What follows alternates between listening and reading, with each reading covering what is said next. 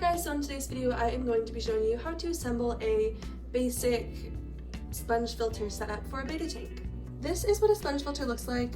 They come in a couple different shapes and sizes, but this is the basic model.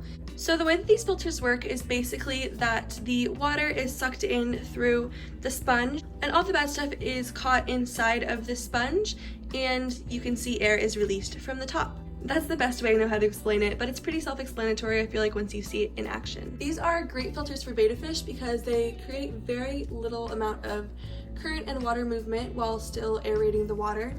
And they're great for beginner fish keepers because they're super easy to set up and understand how they work. What you'll need is a sponge filter, obviously. You should get one that's the right size for your tank. This is a 5.5 gallon.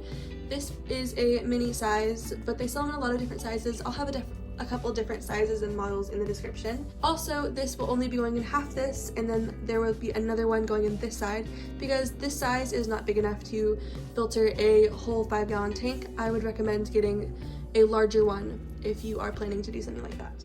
But basically what you need is a sponge filter, an air pump. You can get these at most pet stores. They are relatively cheap and pretty easy to understand. You will also need some airline tubing. This is sold for super cheap at pet stores. And this is what connects from this into here.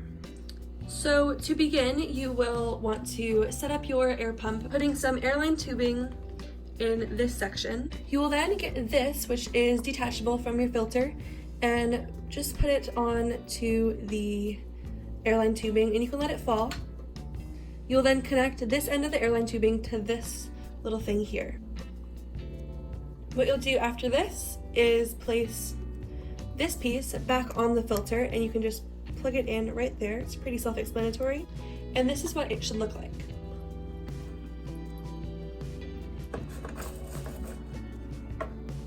Then you can go ahead and plug in your air pump after putting it in the tank, and you will see there is some bubbles coming out of the top. That's completely normal. That doesn't mean it's not working. That just means it's working correctly. As you can see, my betta fish is having virtually no problem swimming with the amount of current that this thing is creating, while it is still making some water movement and aerating the tank.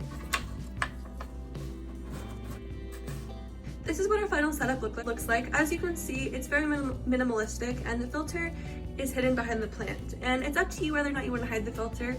I honestly think they don't make bad decorations, so it's all up to you. If you guys found this video helpful, please feel free to let me know in the comments down below, and maybe leave it a like if you're interested. And also, if you have any tips for beginners with these kinds of filters, or just betta fish care beginners in general, please feel free to leave them in the comments. It's really helpful to everybody and we all appreciate it. And I hope you have a wonderful rest of your day. Bye guys!